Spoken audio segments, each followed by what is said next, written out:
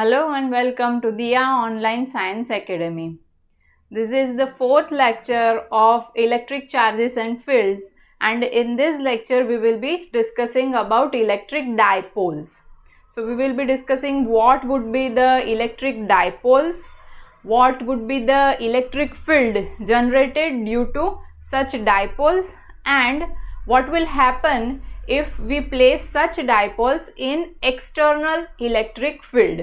Okay, so let us start with understanding what exactly electric dipole means. So electric dipoles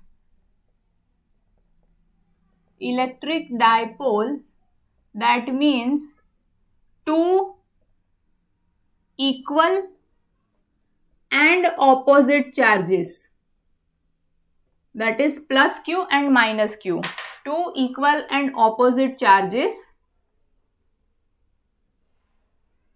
placed or kept at some finite distance.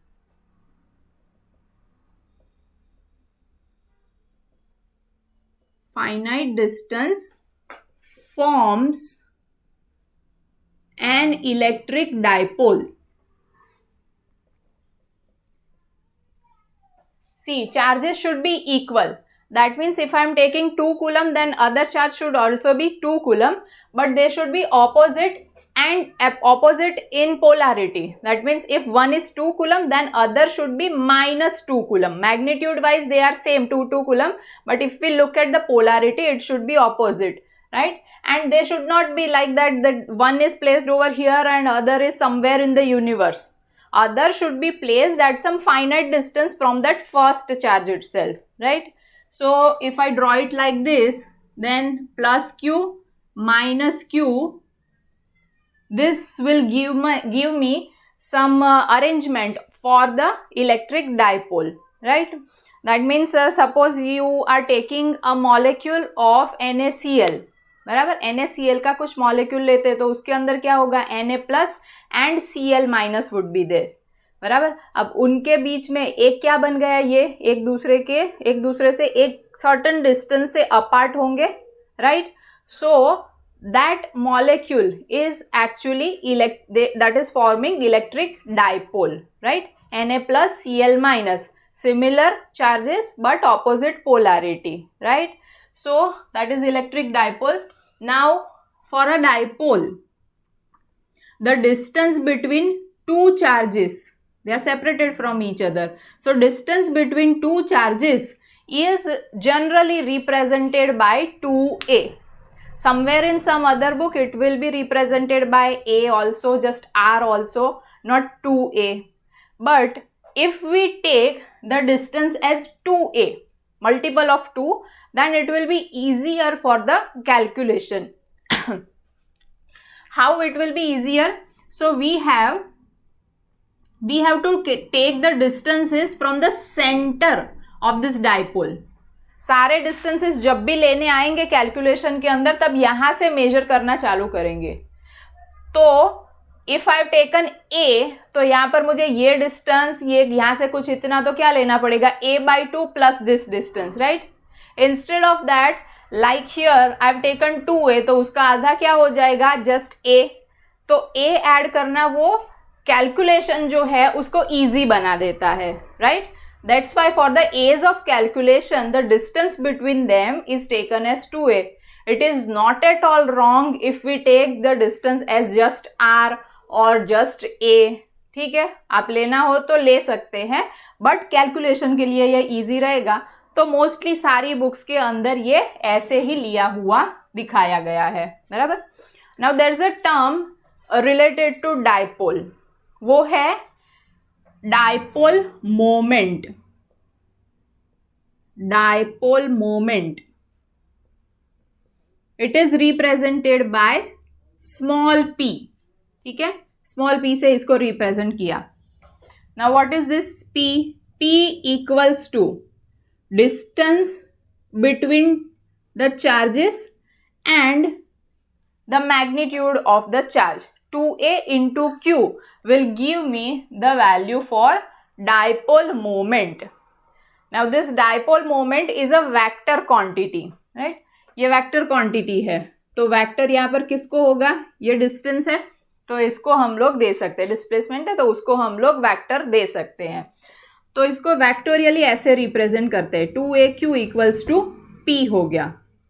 Now अब direction I, vector आया मतलब direction होगी, so what would be the direction, तो उसकी direction हमेशा charge के dipole के लिए डायरेक्शन कहाँ पर रहेगी, डायपोल मोमेंट की direction always from negative to positive. ये आ गई p की डायरेक्शन, डायरेक्शन कौन सी, from negative to positive, right. अब ये डायरेक्शन कब आपको ज्यादा काम में आएगी, डायरेक्शन जो है ये कब काम में आने वाली है डायपोल मोमेंट की। So here just we have taken बस one dipole only, it may be there in the question you will be given number of dipoles, के एक डायपोल को ऐसे प्लेस किया, another dipole would be placed over here, तीसरा dipole कुछ यहाँ पर प्लेस किया होगा, and then after in the space at some point you will have to find out what would be the resultant dipole moment, ठीक है। तो resultant dipole moment के लिए resultant vector ही find करना पड़ेगा। अगर आपको पता है कि इसकी डायरेक्शन ये आ गई, कोई दूसरे की डायरेक्शन ऐसी आती होगी, मान लो कि ये दो ही है, फिर उसके ऊपर से डायपोल मोमेंट फाइंड करनी है, तो आप कैसे फाइंड करोगे, ये बीच में कहीं पर आएगा, रिजल्टेंट वेक्टर जैसे फाइंड करते हैं वैसे ही। So in that case you will come across the direction of dipole moment, right? Unit देख लेते हैं साथ में, what would be the unit? Unit बताओ, 2a, distance, distance is measured in meter, general standard unit for distance is meter, and standard unit for charge is coulomb. See, this is capital, it's not the small letter. Coulomb into meter, if you write it small by mistake then it will represent centimeter, तो ध्यान में रखना ये coulomb into meter है। Then what would be the dimensional formula, dimensional formula, dimensional formula देखो, metre मतलब L1 हो गया और कूलम का क्या हो जाएगा, कूलम मतलब चार्ज, चार्ज का हो जाएगा A1 T1, ठीक है, याद करवाया था। Q इक्वल्स टू फॉर्मूला होता है इट एंड डायमेंशनल फॉर्मूला एट होता है, प्रीवियस लेक्चर के अंदर ये बताया था। So L1 T1 A1 is the dimensional formula for dipole moment. Now dipole जो है उसके आजू बाजू जब हमें इलेक्ट्रिक फील्ड फाइंड करना होगा तो उसके लिए पहले थोड़ी उसकी ज्योमेट्री जो है उसको डिफाइन कर दिया है, उसके आसपास की लाइंस को कुछ डिफाइन किया है। दो लाइंस जो है वो डिफाइन की है, कौन कौन सी lines, one is this, suppose we consider that there is a line which is passing through the dipole plus q and minus q, then this line is called as the axis of the dipole. क्या हो गया ये, axis of the dipole. And if I take that there is a line which is bisector to this horizontal line, bisector, perpendicular bisector ये आ गया, तो इसको बोलते हैं equator of the dipole, equator and axis of the dipole, ठीक है। अब नेक्स्ट हम लोग इसके ऊपर से, ये एक्सिस के ऊपर कोई एक पॉइंट लेंगे जहां पर इलेक्ट्रिक फील्ड फाइंड करेंगे, इक्वेटर के ऊपर कोई पॉइंट लिया तो उसके ऊपर इलेक्ट्रिक फील्ड कितना वो फाइंड करते हैं। चलो इतना नोट डाउन कर लो।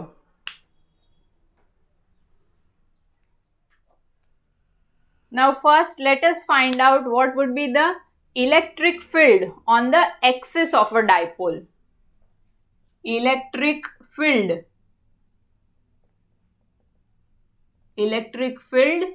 on the axis of the dipole, axis मतलब कौन सी लाइन, the line which is passing through the dipole, दोनों चार्जेस जो रहेंगे which makes up the dipole, उसके अंदर से पास होने वाली लाइन। ठीक है, चलो अभी ये जो डाइपोल होगा वो डाइपोल के ऊपर टोटल चार्ज कितना रहेगा, कभी कभी एमसीक्यू में ये भी पूछ लेते, तो what would be the total charge, sigma q if I take, और क्यू नेट तो आपको पता है डेफिनेशन से ही इक्वल एंड ऑपोजिट चार्जेस, तो सम अप करोगे तो क्या हो जाएगा, 0 हो जाएगा। तो क्यू नेट और सिग्मा, क्यू नेट लिख लेते हैं, q net equals to 0, right. फिर इसके थ्रू प्रोड्यूस होने वाला इलेक्ट्रिक फील्ड जो होगा ना, ई नेट, अब ये ई नेट जो है वो किसी भी केस में 0 नहीं आएगा। ठीक है, तो अभी हम लोग एक्सिस लेते हैं और एक्सिस के ऊपर इलेक्ट्रिक फील्ड फाइंड करते हैं। So let us draw the axis for a dipole, this is plus Q minus Q and this would be the axis of the dipole. Let us say we want to find out the electric field at this point. ये point P ले लिया. Now electric field due to this plus Q charge, where it would be? It would be away from that charge. ठीक है ना, पता है ना, positive होता है तो उसमें से electric field line outward show करते हैं. So this is the direction of electric field produced due to plus Q charge. So this is the direction of E plus. Similarly for E minus क्या होगा, उसके towards होगा, है ना, तो ये आ गया इस तरफ E minus, E plus and E minus both are opposite in direction. चलो रिजल्टेंट फाइंड करना है हम लोगों को पॉइंट P पे. पहले इंडिविजुअली लिखेंगे, E प्लस इक्वल्स टू के क्यू बाय डिस्टेंस का स्क्वायर.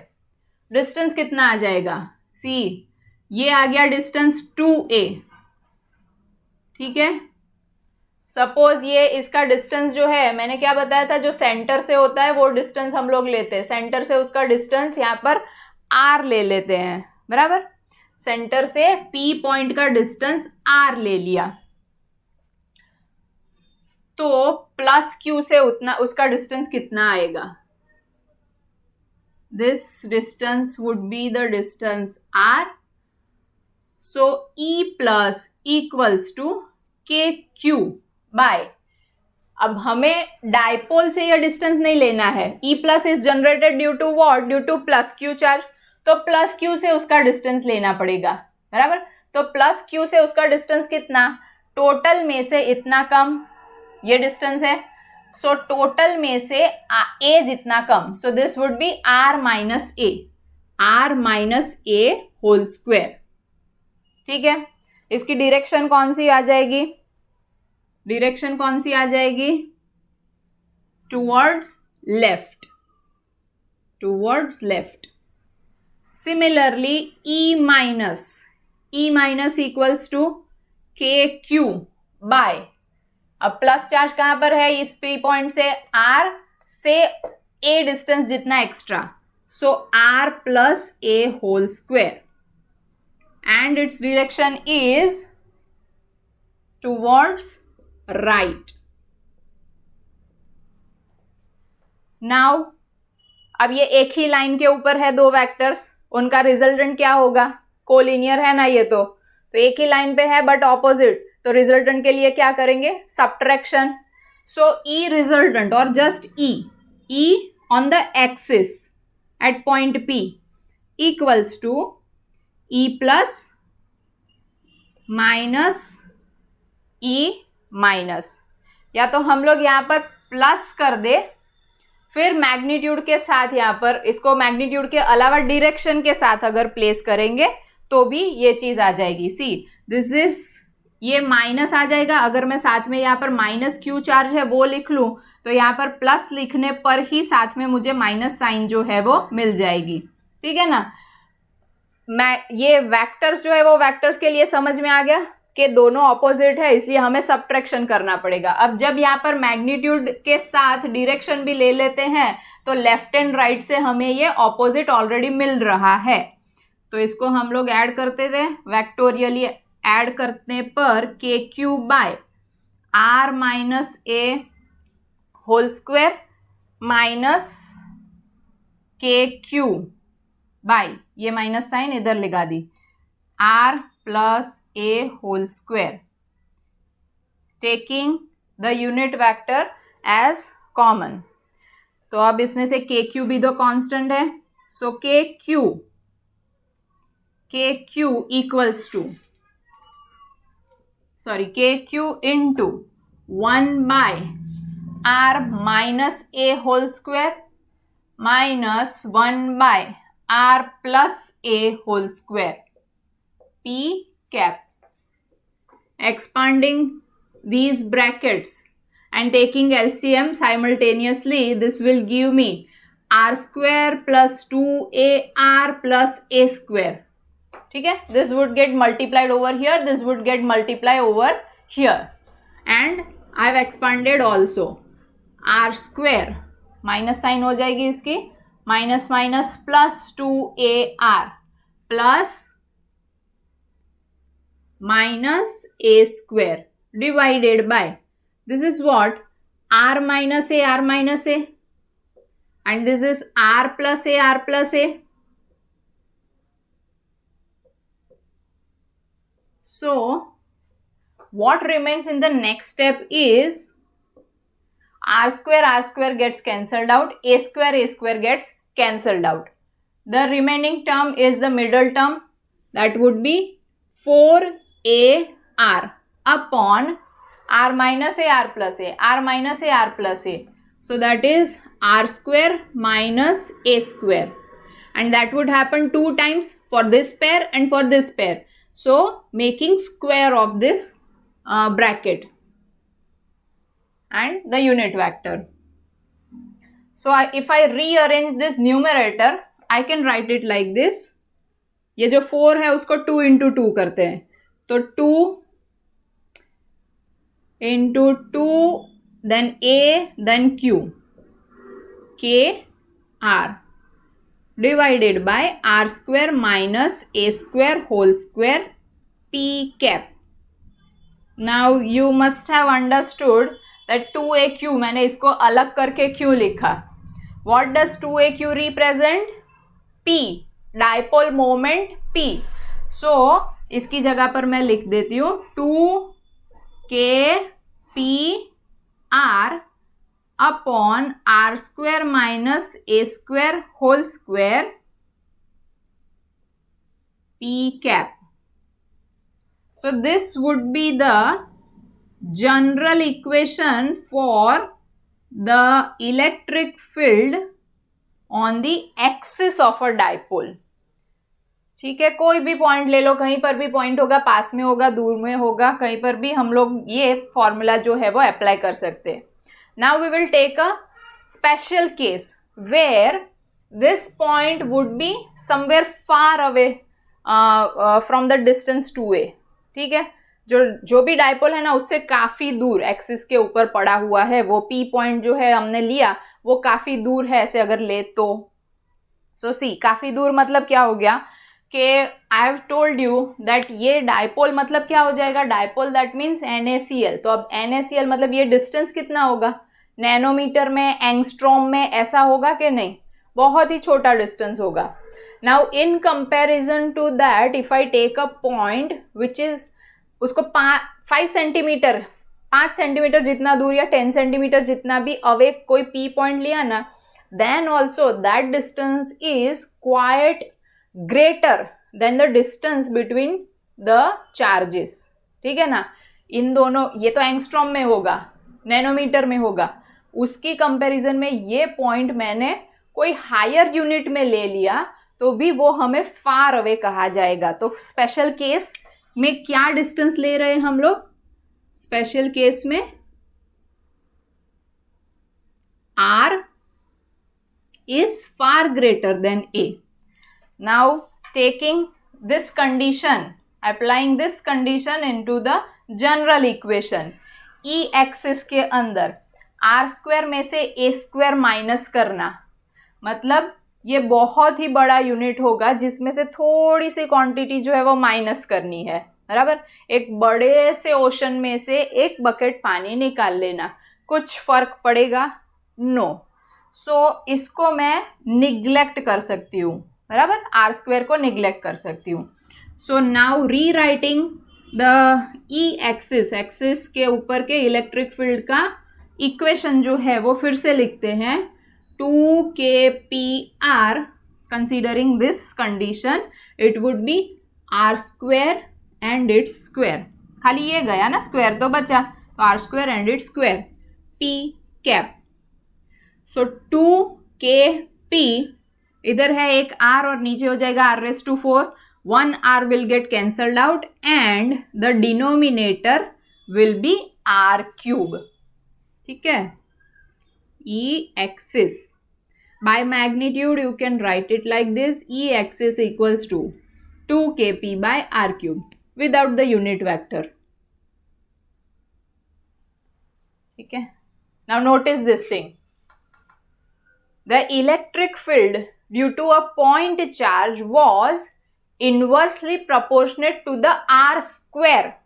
ठीक है ना, क्या था फॉर्मूला E का पॉइंट चार्ज के लिए? के क्यू बाय आर स्क्वायर था, यहां पर क्या आया? Some numerator divided by r cube.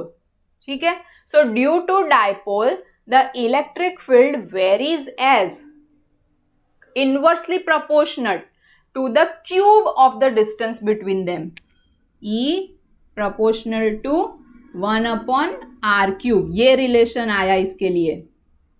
तो ये याद रखो, कभी कंपैरिजन के अंदर एमसीक्यू के तौर पे ये पूछा जा सकता है कि at some distance the electric field is this, now at some other distance on the axis what would be the electric field. तो बाकी कुछ क्वांटिटी की ज़रूरत पड़ेगी नहीं, ठीक है, कोई भी आप लोगों को चार्ज वार्ज देने की ज़रूरत नहीं है, ये रेशियो ही लगा लो, उसका रेशियो ले लो आप लोग और उसके ऊपर से न्यू जो इलेक्ट्रिक फील्ड होगा at some other distance you can find out, right. चलो, क्लियर हो गया होगा। ये electric field on the axis of dipole note down करो। Now we will see the electric field produced on the equator of the dipole. Electric field on the equator of the dipole.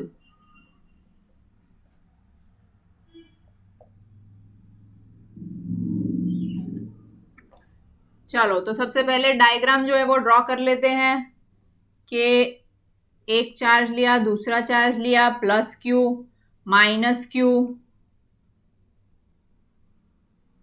ये आ गई line joining them. So distance between two charges of the dipole is represented as 2a. Let us take the equator where we want to find out the electric field. ये equator draw कर लिया, उसके ऊपर का कोई एक point P ले लिया, ठीक है, point P.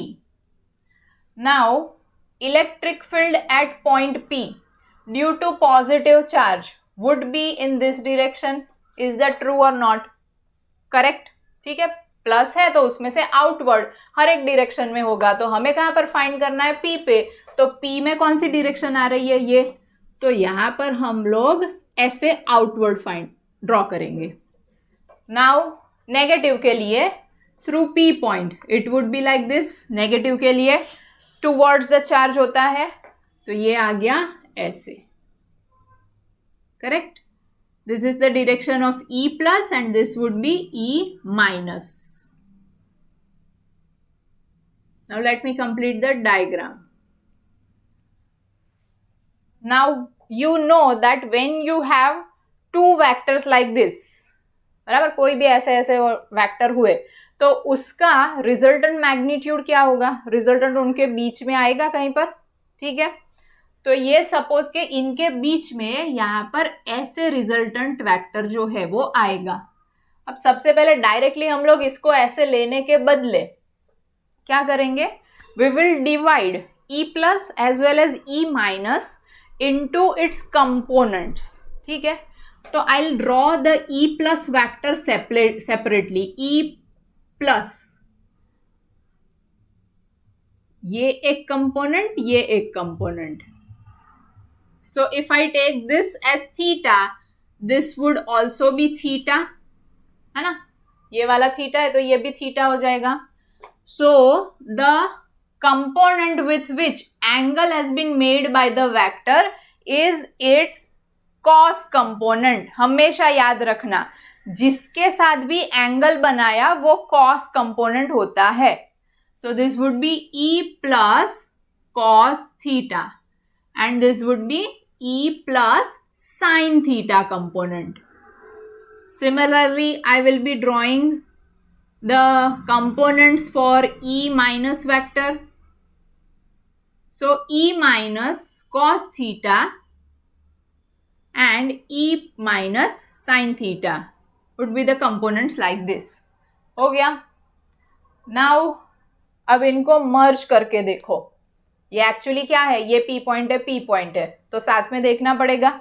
So you can see that E plus E minus sine theta sine theta, तो E प्लस और E माइनस का मैग्नीट्यूड तो क्या होगा, K Q by R square. Distance तो सेम ही है, ठीक है ना, तो वो डिस्टेंस सेम ही है यहाँ पर, तो magnitude would be same, E plus and E minus. Sine theta same है. सो both this component are equal in magnitude but opposite in direction. एक ऊपर लग रहा है, दूसरा नीचे लग रहा है, तो सेम मैग्नीट्यूड के हैं, ऊपर और नीचे लगने वाले, तो क्या हो जाएगा, they will cancel out each other. So no effect will be seen in the vertical direction. मतलब कि वर्टिकल डायरेक्शन में कोई भी इलेक्ट्रिक फील्ड नहीं रहेगा. तो ये दोनों जो है हॉरिजॉन्टल, ये हॉरिजॉन्टल वाले किस तरफ है, दोनों ही इस तरफ है, तो दोनों का एडिशन लेना पड़ेगा. That would be the resultant electric field at point P, right. तो हम लोग यहां पर लिखते हैं E equator. E equator is due to the E plus vector and E minus vector and not the entire vector but उसके cos component के जितना होगा, उनके एडिशन के जितना. ठीक है, अगर साथ में यहाँ पर मुझे वेक्टर जो है वो वेक्टर लगाना है तो यहाँ पर मैं P कैप भी लगा दूंगी. ठीक है, नाउ कॉस लिख दिया, इसलिए यहाँ पर वेक्टर लिखने की जरूरत नहीं है. नाउ अब ये क्या होगा, यहाँ पर ये जो है ना, ये डिस्टेंस आ जाएगा, ये कुछ यहाँ पर डिस्टेंस हम लोगों ने ले लिया. कितना ले लेंगे हम लोग के, सपोज के ये डिस्टेंस जो है वो है डिस्टेंस r, ये डिस्टेंस जो है ये डिस्टेंस भी r है, और ये वाला डिस्टेंस टोटल 2a है, मतलब ये a हो गया. ठीक है ना, वर्टिकल हम लोग या तो r ले लें या तो ये वाला जो r है वो ले लेते हैं. तो इट वुड बी बेटर कि हम लोग ये वाला जो है ना उसको हम लोग r ले लेते हैं, क्योंकि इक्वेटर पर कितने डिस्टेंस पे वो आएगा क्वेश्चन में. ये स्लैंटिंग डायरेक्शन, स्लैंटिंग डिस्टेंस जो है वो गिवन नहीं रहेगा. क्या होगा, इक्वेटर पे इतने डिस्टेंस पे, मतलब वो स्ट्रेट जो डिस्टेंस होगा ना वो गिवन रहेगा.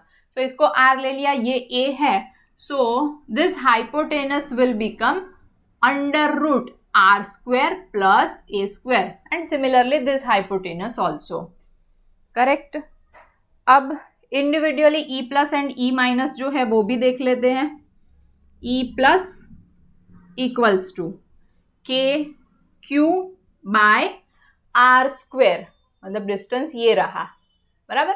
इसकी वजह से इलेक्ट्रिक फील्ड यहाँ पर कितना, तो उसका ही स्ट्रेट डिस्टेंस लेना पड़ेगा ना, तो वो आर स्क्वायर. आर स्क्वायर मतलब this distance is under root R square plus A square and its square, root and its square, some direction p cap.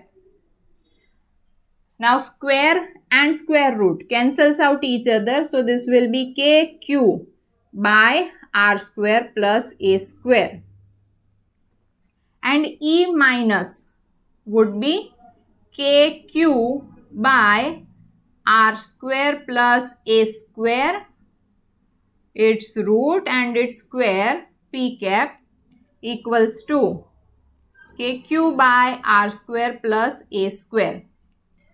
ठीक है, डायरेक्शन दोनों की सेम ही है, बराबर. डायरेक्शन जो आएगी ई प्लस और ई माइनस जो आएगा उनकी डायरेक्शन यहाँ पर कॉस कंपोनेंट की E plus and E minus जो आएंगे उनकी डायरेक्शन ये रहेगी. इसको अगर हम लोग यहाँ पर मैग्नीट्यूड ही लिखा है, बाद में कॉस ही लगाना है, तो इधर हम लोग वेक्टर जो है वो वेक्टर निकाल देते हैं. Just the magnitude would be this. Now we know that E plus and E minus cos theta are in same direction, so we will have to directly add these two. तो यहाँ पर place कर देंगे E plus and E minus. So E equator vectorially becomes E plus is this kq by r square plus a square plus E minus is this kq by r square plus a square, the same thing only. Then cos theta. अब इसमें ये triangle के अंदर cos theta मतलब क्या हो जाएगा? cos theta मतलब this adjacent side upon hypotenuse. तो एडजेसेंट साइड इज a, इतना ही लेना है ना, तो वो a हो गया. a divided by under root r square plus a square equals to, these two are the same terms only, so I can write it like 2kq by r square plus a square. अब देखो इसमें एक चीज रहेगी, जब हम direction देख रहे हैं तो सी मैंने क्या बताया था, what would be the direction of dipole moment. वो डाइपोल मोमेंट की डायरेक्शन है, वही डाइपोल की डायरेक्शन ऐसे समझा जाता है. तो उसकी डायरेक्शन क्या आएगी? It would be from negative to positive. तो P की डायरेक्शन आई इस तरफ की, and the resultant electric field is got in the opposite direction. We are getting it in the opposite direction of the dipole moment. तो यहां पर हमें इसको माइनस लेना पड़ेगा. So that would get carried forward with this steps also, बराबर. चलो अब फिर से रीअरेंज करते हैं. 2aq together and into k divided by, this is what, r square plus a square और उसका power 1, and this is root, so it means उसका 1/2 पावर. बेस सेम, so जो पावर्स है उनका एडिशन हो जाएगा 1 plus 1/2 p cap. 2aq is p, so kp by r square plus a square raised to 3/2 p cap. This is the equation for E equator, electric field on equator of a dipole. ठीक है, so this is the general formula. Now we will take a special case as we have taken in the previous theory. Axis के ऊपर जब find किया तब भी लिया था ना, सेम वे में. तो स्पेशल केस क्या रहेगा, क्या लिया था हमने? r is far greater than a, मतलब ये डिस्टेंस जो रहेगा वो बहुत ज्यादा. ये तो ऑलवेज कम होता ही है एंगस्ट्रॉम में, नैनोमीटर के अंदर. ये सेंटीमीटर में भी कुछ ज्यादा ले लिया तो भी बड़ा हो जाएगा. ठीक है, क्या हो जाएगा इधर? आर स्क्वायर की कंपैरिजन में a square would be treated as very small, बराबर, वेरी स्मॉल क्वांटिटी. तो ये कट हो जाएगा, आर स्क्वायर बचा. E equator equals to k p by r square raise to 3/2. A square को ओमिट कर दिया, बहुत छोटा इसलिए. Square will get cancel out. 3/2 square will get cancelled out. तो ये हो गया kp बाय r cube p cap. and if I write it just the magnitude of this, then it will be kp by r cube. Remember this. E axis क्या आता था? 2kp by r cube and E equator is kp by r cube. So the relation between E axis and E equator is, if you double this E equator, then you will get the formula for E axis. So remember this relation also. ठीक है, ये जो theory है वो theory wise भी पूछी जा सकती है और एमसीक्यूज के तौर पे भी ये काम की चीज है, बराबर. ये रिलेशंस जो एंड में हम लोग लाए वो रिलेशंस भी पूछे जा सकते हैं, बराबर. या तो इनका डेरिवेशन जो है वो डेरिवेशन भी पूछा जा सकता है. चलो नोट डाउन कर लो.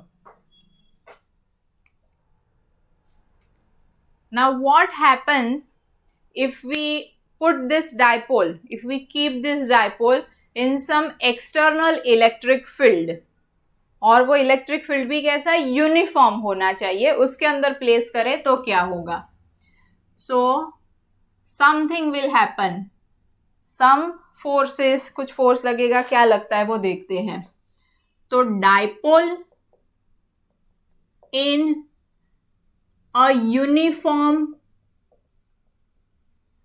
external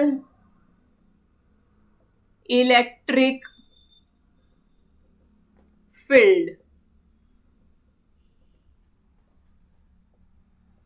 चलो सबसे पहले डायग्राम के थ्रू उसको, पहले तो यूनिफॉर्म इलेक्ट्रिक फील्ड जो है वो ड्रॉ कर लेते हैं. डायग्राम के थ्रू हम लोग ये देखेंगे रिप्रेजेंटेशन कैसा बनता है. See, as it is the uniform field, we have to represent it as the equispaced straight lines. कोई भी डायरेक्शन में दिखा सकते हैं, बट वो एक क्लोजर होगी, एक अवे होगी दूसरे से, ऐसे नहीं, इक्वी डिस्टेंस पे होनी चाहिए and though should be parallel to each other. ठीक है, so this represents uniform external field and some dipole is kept like this. उसको ऐसे हम लोगों ने, ये प्लस क्यू माइनस क्यू जो है ना, उसको कुछ ऐसे हमने रिप्रेजेंट करके रख दिया. लेट्स से माइनस क्यू को यहां पर रखा and plus Q is kept over here. ठीक है,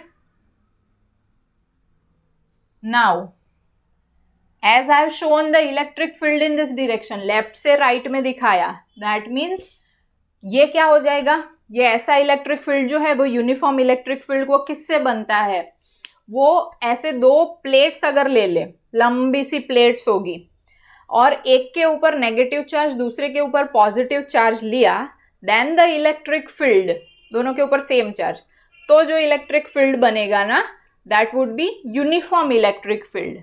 ठीक है, तो अब यहां से ये इमर्ज हो रहा है and it is entering into the other side. That means the plate that has been kept over here will be charged positively. Positive में से हम लोग आउटवर्ड शो करते हैं कि नहीं इलेक्ट्रिक फील्ड लाइंस, इसलिए यहां पर positive, and here it would B negative. ठीक है, इधर नेगेटिव प्लेट शो कर दी. सो अब इसके साथ क्या होगा, माइनस क्यू चार्ज है. It is obvious that plus Q charge will try to attract that charge, बराबर. प्लस क्यू जो है वो माइनस क्यू को अट्रैक्ट करना चाहेगा. साथ ही प्लस क्यू है that will get attracted towards the minus plate, negatively charge plate.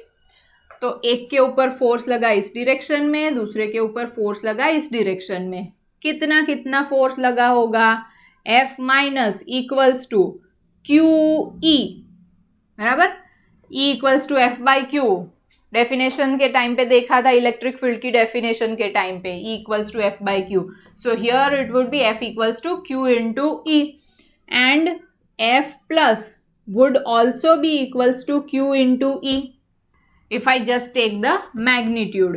ठीक है, तो अब खाली हम लोग जो चार्जेस हैं, ये डायरेक्शन क्या आई, डायरेक्शन जो है वो डायरेक्शन ऑपोजिट आई, मैग्नीट्यूड सेम आया, तो F net would be equals to, इसको मैं यहाँ पर माइनस साइन दिखा दूँ एंड इनका एडिशन करूँ तो ये क्या हो जाएगा, how much would be the linear charge, total linear charge, it would be 0.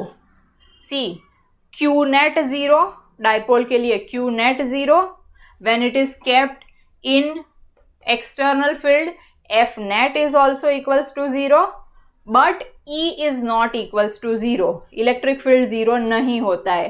एक और चीज आएगी वो भी 0 नहीं है, बराबर. वो टर्म के बारे में ही ये पूरी थियोरी है. तो ये आ गया F net equals to 0. Clear? ये इतनी चीज क्लियर हो गई. सो अगर फोर्स नहीं लग रहा है या तो रिजल्टेंट फोर्स नहीं लग रहा है तो होगा क्या?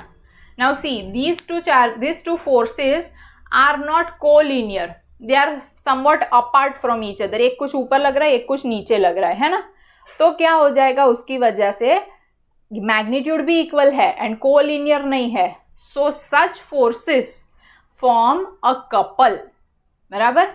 इससे कपल फॉर्म होगा और उसकी वजह से टॉर्क लगेगा इसके ऊपर. देखो ये स्टीयरिंग के जैसा होगा, एक इस तरफ खींच रहा है, एक इस तरफ खींच रहा है. मतलब कि ये समझ लो कि स्टीयरिंग जो है वो स्टीयरिंग में हम लोग एक हाथ से क्या करते हैं, एक हाथ से इसको ऊपर लेके जाते हैं, दूसरे हाथ से नीचे लेके जाते हैं, है ना. तो क्या होगा, the steering will start rotating. Same ही जितने फोर्स से इसको नीचे खींचा उतने से इसको ऊपर लेके जाते हैं ना, है ना. 11th स्टैंडर्ड के ये टॉर्क का पूरा कंसेप्ट जो है वो आ चुका है. तो यहाँ पर वही चीज हो रही है कि एक इस तरफ और एक इस तरफ खींच रहा है, दोनों इक्वल मैग्नीट्यूड है. So it will not gate moved linearly but it will be under the experience of torque, बराबर. तो how much would be the torque वो फाइंड कर लेते हैं. तो टॉर्क इक्वल्स टू क्या होता है, torque equals to force into perpendicular distance. Torque equals to force into perpendicular distance. ठीक है. अब परपेंडिकुलर डिस्टेंस कितना वो देखना है हमें. टॉर्क को किससे रिप्रेजेंट करते हैं, टाउ से. ठीक है. फोर्स कितना है अभी हम लोग लिख लेते हैं, F है. F मतलब कितना, QE है. सो QE हो गया. Now perpendicular distance, perpendicular distance मतलब ये वाला distance, right. So I will extend this and form a triangle. यहाँ पर ये ऐसे ट्राइंगल फॉर्म किया. This is theta. We note that distance between two charges किससे रिप्रेजेंट करते हैं, 2a से रिप्रेजेंट करते हैं इस डिस्टेंस को. ये 2a हो गया. ये एंगल जो है वो थीटा है. तो ये क्या आ जाएगा, ये इसकी ऑपोजिट साइड है. ऑपोजिट साइड ट्रिग्नोमेट्री के कौन से फंक्शन में आती है, साइन, बराबर. Sine equals to opposite upon hypotenuse. So here for this triangle sine theta equals to perpendicular distance upon 2a, right. So perpendicular distance would be equals to 2a sin theta. So I will be writing that value over here, QE into 2a sin theta. जब भी 2a और q दिखते हैं तब उनको साथ में ले लो. सो ये हो गया 2aq e sine theta. 2aq is p e sign theta. तो ये आ गया टॉर्क का फॉर्मूला, बराबर. टॉर्क इतना लगेगा इसके ऊपर, ये रोटेट होगा. रोटेट होके it will try to come into an equilibrium position, balanced position में आने की ये कोशिश करेगा. ठीक है. जैसे ही रोटेट हो गए फिर बैलेंस कंडीशन आ गई तो वो वहां पर स्टेडी रहेगा बैलेंस कंडीशन पे. Now this tau is a vector quantity. P torque vector quantity होती है, P वो भी वेक्टर क्वांटिटी है, इनिशियल ही देखा हमने. E electric field is also a vector quantity. So when you multiply two vectors and as a result you are also getting a vector quantity itself, you will be multiplying those two quantities vectorially. उनका vector addition, vector multiplication करते हैं, right. और ऐसे समझ में ना आए तो जब भी साइन थीटा होता है तब हम लोग क्रॉस प्रोडक्ट लेते हैं, बराबर. तो इनको वेक्टोरियली कैसे लिखेंगे, tau equals to P cross E. Magnitude wise अगर लिखना है तो ऐसे, वेक्टर्स के फॉर्म में अगर लिखना हुआ तो ऐसे लिखेंगे, right, tau equals to p cross E. Now let us see के कौन से टाइप के ओरिएंटेशन में टॉर्क कैसा लगेगा. कौन से टाइप के ओरिएंटेशन में, मतलब ये ऐसे रखे, ऐसे रखे, ऐसे रखे, ऐसे रखे, मतलब मैंने क्या चेंज किया, एंगल हैज गॉट चेंज्ड. तो हम लोग एंगल जो है उसकी डिफरेंट वैल्यूज पुट करके, थोड़ी जो नोन वैल्यूज जो होती है ना सिंपल सी, वो पुट करके हम लोग लेते हैं, ठीक है. तो now when theta equals to 0, theta 0 तो sine 0, so torque equals to 0. When theta equals to 0, tau equals to 0. when theta equals to 90 degree, so sin 90 becomes 1, ये 1 हो गया, तो tau equals to PE हो गया, बराबर, PE, and that would be the maximum value of torque. तो orientation के ऊपर से आपको ये पता चल सकता है कि टॉर्क की वैल्यू कहाँ पर मैक्सिमम होगी. फिर आपको ये पूछ सकते हैं कि मैक्सिमम टॉर्क की कंडीशन में से मिनिमम टॉर्क की कंडीशन में आया या कुछ उसमें चेंज क्या हुआ, ये सब पूछ सकते हैं.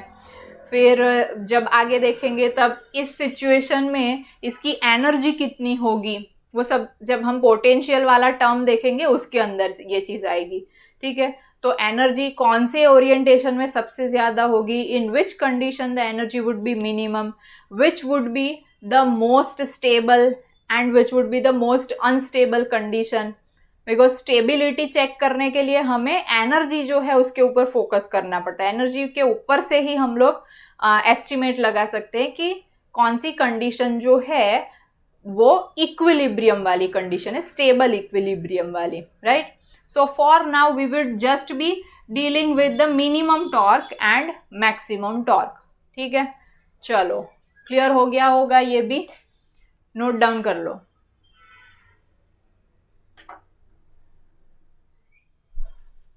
Now what happens if we put such dipole in a non-uniform electric field? ठीक है, इसके लिए कुछ डेरिवेशन नहीं देखना है, बट क्या लगे, क्या होगा ऐसे डाइपोल्स के साथ वो देखना है. तो उसके लिए हम लोग एग्जाम्पल देखते हैं, हेडिंग लगा देते हैं, dipole placed in, dipole kept in non uniform electric field. अब नॉन यूनिफॉर्म इलेक्ट्रिक फील्ड कैसा रहेगा, यूनिफॉर्म के लिए इक्विडिस्टेंट पैरेलल लाइंस ड्रॉ की, नॉन यूनिफॉर्म के लिए इक्विडिस्टेंट रखने की जरूरत नहीं है. So first of all, how such non uniform electric field will be generated. एक तो जो हमने ऐसे प्लेट्स स्ट्रेट रखी थी एक दूसरे से पैरेलल, उसके बदले कुछ ऐसे रखे, कुछ ओरिएंटेशन उसका चेंज कर दे, या तो सिंपल एग्जाम्पल बहुत ही नोन, ऐसा हम लोग कॉम्ब का एग्जाम्पल ले लेते हैं. When the comb is rubbed with dry hair, ठीक है. तो आपने एक्सपीरियंस किया होगा कि when you rub the comb with dry hair and then you bring it closer, bring such comb closer to the pieces of paper, what happens? Those pieces of paper will get attracted towards the plastic comb, ठीक है ना, plastic comb के towards वो attract होते हैं. तो rubbing से होगा क्या, यहाँ पर ये जो है वो चार्जिंग हो गया होगा, ठीक है. हम लोगों ने चार्जिंग बाय कंडक्शन देखा था, तो इधर नेगेटिव चार्जेस जो है वो डिपॉजिट हुए होंगे. तो अब ये शेप ऐसे हैं, उसकी वजह से इलेक्ट्रिक फील्ड जो होगा वो कुछ ऐसे आएगा. अब ये इक्विडिस्टेंट लाइंस नहीं है, so this represents a non uniform electric field. Now एक पीस ऑफ पेपर यहां पर इसके पास रख दिया. Now due to negative charge, ये पीस ऑफ पेपर के ऊपर कोई चार्ज होता है? नहीं, चार्ज नहीं होता है, मतलब कि it is neutral, it is having, बोला था आगे के लेक्चर में भी बताया था आपको कि न्यूट्रल है, चार्ज लेस है, that means it is having the same number of positive charges as well as the same number of negative charge, ठीक है ना. तो इसमें से जो नेगेटिव चार्ज होगा दैट विल गेट रिपेल्ड, वो सारे यहाँ पर आ जाएंगे और ये ऊपर चला जाएगा पॉजिटिव. सो जितना ऊपर चार्ज होगा उतना ही नीचे चार्ज होगा. करेक्ट, ऐसे हो गया. तो ये डायपोल फॉर्म कर दिया ना. ठीक है, पीस ऑफ पेपर के ऊपर क्या आ गया, डायपोल आ गया. So such dipole is kept in this non uniform electric field. ये आ गया नॉन यूनिफॉर्म इलेक्ट्रिक फील्ड, ये आ गया इधर ऐसे. ठीक है ना. So it will get dragged. इस तरफ कंसंट्रेटेड इलेक्ट्रिक फील्ड है, यहाँ पर कम है electric field intensity. F equals to क्या होगा, QE. So wherever there is stronger electric field force will be more. तो इधर इसके ऊपर फोर्स कौन सी डायरेक्शन में लगेगा, obviously upward. So that is why it will get attracted और उसके ऊपर वो स्टिक हो जाएगा. ठीक है ना. तो इन दिस केस, आगे के केस में क्या था, F नेट इक्वल्स टू 0. इस केस में F net is not equals to 0. और टॉर्क भी कैसा लगेगा वो कुछ हम लोग अभी से कुछ बता नहीं सकते, प्रिडिक्ट नहीं कर सकते. ठीक है ना. वो जिस टाइप का भी नॉन यूनिफॉर्म फील्ड होगा उस टाइप से उसके ऊपर कुछ मतलब सीधा जा रहा होगा, कुछ उल्टा उल्टा होके कहीं पर जाएगा. जिस टाइप का फील्ड उस टाइप से उसके ऊपर torque as well as force जो है वो लगेगा. ठीक है. So here we have come to the end of this lecture, and in the next lecture we will be discussing about electric flux and Gauss's law.